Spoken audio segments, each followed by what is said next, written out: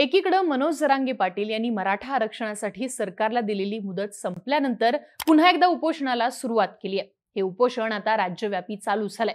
उपोषण आणि आंदोलन करत असताना ते शांततेच्या मार्गाने करण्याचं आवाहन जरांगेंनी मराठा आंदोलकांना केलंय।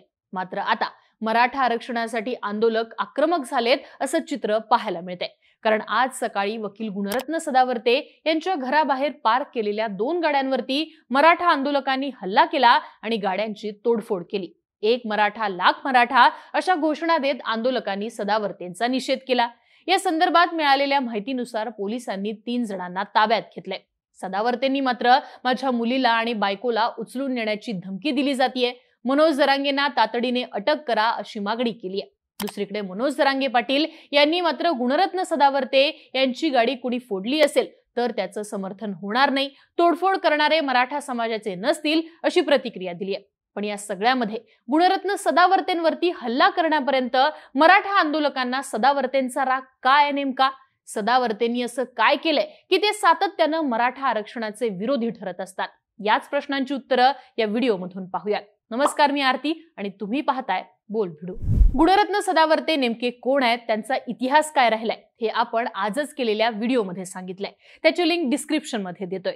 पण आत्ताच्या आपल्या व्हिडिओचा विषय तो म्हणजे मराठा आंदोलकांना सदावर्तेंचा एवढा राग काय? मराठा आंदोलकांसाठी सदावर्ते नेमके विलन का ठरतात? तर त्यासाठी आपल्याला पहिल्यांदा मराठा आरक्षणाचा इतिहास हा समजून घ्यायला लागतो।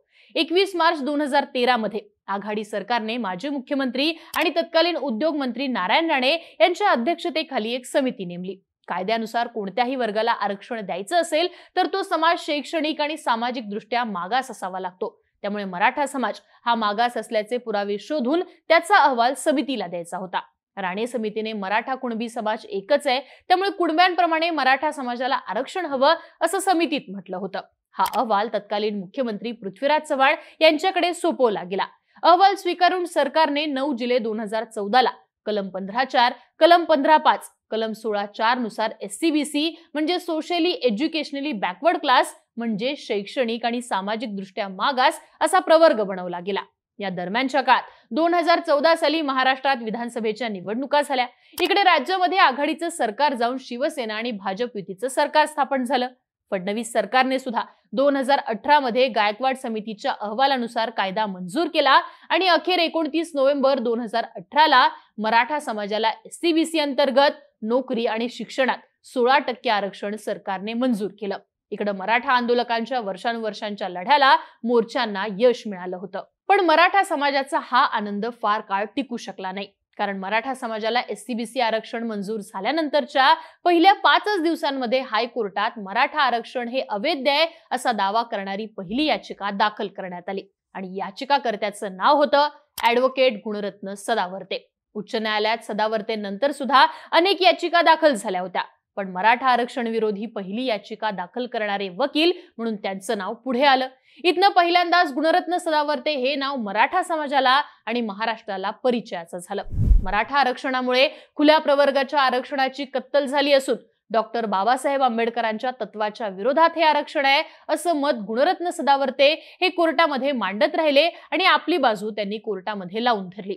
सदावर्ते हे मराठा आरक्षणाच्या विरोधातले, त्यांचा काहीही संबंध नसताना ते आरक्षणाला विरोध करतायत हे चित्र मराठा समाजात निर्माण होत गेलं।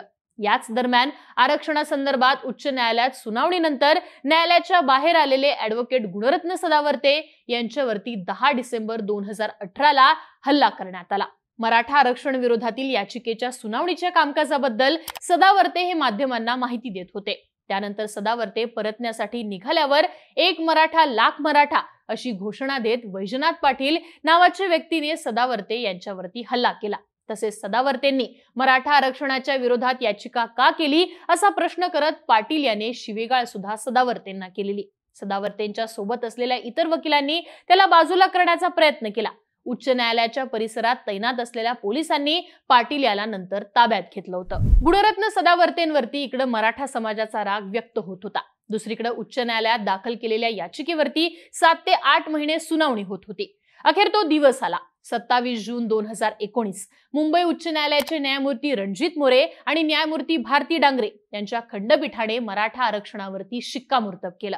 उच्च न्यायालयाच्या निकालानंतर आरक्षणाचा हा लढा मराठा समाजाने जिंकला असं चित्र राज्यामध्ये निर्माण झालं। पण उच्च न्यायालयाचा हा निर्णय घटनाबाह्य असून आपण सर्वोच्च न्यायालयात या निर्णयाला आव्हान देणार असं सदावर्तेंनी त्याच दिवशी माध्यमांसमोर जाहीर करून टाकलं। याच सगळ्या गोष्टी लक्षात घेऊन राज्य सरकार आणि मराठा आरक्षणासाठी लढा देणारे विनोद पाटील यांनी सावध पावलं उचलायला सुरुवात केली। देवेंद्र फडणवीस सरकारने मराठा समाजाला दिलेलं आरक्षण वैध ठरवण्याच्या उच्च न्यायालयाच्या निर्णयाला सर्वोच्च न्यायालयात आव्हान दिलं जाऊ शकतं हे लक्षात घेऊनच या प्रकरणी सर्वोच्च न्यायालयात महाराष्ट्र राज्य सरकार आणि मराठा क्रांती मोर्चाचे समन्वयक विनोद पाटील यांनी स्वतंत्र कॅव्हेट दाखल केलं। पण अखेर 8 जुलै 2019 ला गुणरत्न सदावर्ते यांच्या पत्नी ॲडव्होकेट जयश्री पाटील यांच्या नावाने मराठा आरक्षण विरोधी याचिका ही सर्वोच्च न्यायालयात दाखल झाली। त्यानंतर या संदर्भात सर्वोच्च न्यायालयात सुनावणी सातत्याने होत राहिली। राज्यात महाविकास आघाडी सरकार असताना 5 मे 2021 रोजी सुप्रीम कोर्टाने आपला अंतिम निर्णय देत 50% मर्यादा ओलांडता येणार नाही असा दाखला देत मराठा आरक्षण अखेर रद्द ठरवलं। मराठा आरक्षण रद्द होणं हा मराठा समाजासाठी मोठा धक्का होता। त्यानंतरच्या काळात पुनर्विचार याचिका, केंद्र सरकारचा अधिकार की राज्य सरकारचा अधिकार हा वाद कोर्टात होतच राहिला आणि सुप्रीम कोर्टाने या सगळ्या गोष्टींच्या विरोधात निकाल सुद्धा दिले। मराठा समाजाला राज्य सरकार, उच्च न्यायालय यांनी मंजूर केलेलं आरक्षण हे सुप्रीम कोर्टात गुणरत्न सदावर्तेंनी केलेल्या याचिकेमुळेच रद्द झालं। हा रोष मराठा समाजात तेव्हाही होता आणि आजही आहे। सदावर्तेंनी SC-BC आरक्षणाला ज्या प्रकारे विरोध केला तो सुप्रीम कोर्टापर्यंत नेला, तिथे आरक्षण रद्द झालं। या सगळ्याचा परिणाम म्हणजे सदावर्ते हे मराठा आरक्षणाच्या विरोधात आहेत, ते मराठा आरक्षणाचे विलन आहेत असा त्यांच्यावरती शिक्का लागला। मराठा आरक्षण सुप्रीम कोर्टात रद्द झाल्यानंतर दिलेल्या एका मुलाखतीत सदावर्तेंनी म्हटलं होतं की मराठा आरक्षणासाठी 52 मोर्चे निघाले। या मोर्चांमध्ये कुठेही वेदना नव्हत्या। हे मोर्चे साखर कारखान्यातले लोक, राजकीय लोकांच्या मदतीने काढलेले होते। त्यामुळे सुप्रीम कोर्टाचा निर्णय हा योग्य आहे आणि हा आमचा विजय आहे। जातीच्या विरुद्ध घाणेरड्या राजकारणाचा आज पराभव झालाय असं मत गुणरत्न सदावर्ते यांनी आरक्षण रद्द झाल्यानंतर नोंदवलं होतं। बरं, गुणरत्न सदावर्ते इतक्यावरतीच थांबले नाही तर ST कर्मचाऱ्यांच्या आंदोलनात त्यांनी उडी घेतली।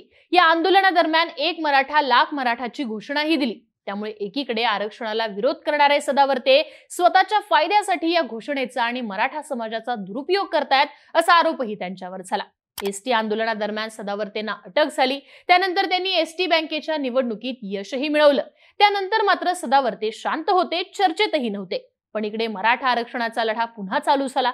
अंतरवली सराटीत मराठ्यांना कुणबी दाखले मिळावेत म्हणून जरांगे पाटलांनी उपोषण चालू केलं। आंदोलकांवर झालेल्या लाठी हल्ल्यानंतर हे आंदोलन महाराष्ट्राच्या घराघरात पोहोचलं आणि त्याच दरम्यान पुन्हा एकदा गुणरत्न सदावर्ते मराठा आरक्षणाच्या विरोधात ऍक्टिव्ह झाले। मनोज जरांगेंना अटक करा, त्यांचे पॉलिटिकल बॉस शरद पवार आहेत। डंके की चोट पे सांगतो मराठ्यांना ओबीसीमधून आरक्षण मिळणार नाही। मनोज जरांगेंच्या सभांना केवळ एका जत्रेसारखं पाहतो। या ठिकाणी लोक येतात आणि मौज मजा करून निघून जातात।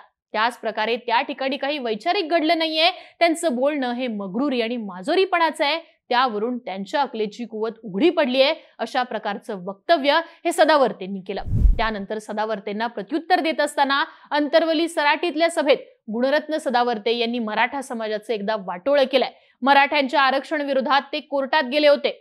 त्यांनी आता मराठा समाजाविरोधात आग ओकायचं कमी केलं पाहिजे आणि सदावर्ते हे देवेंद्र फडणवीसांचा कार्यकर्ता असल्याचं सांगितलं जातं।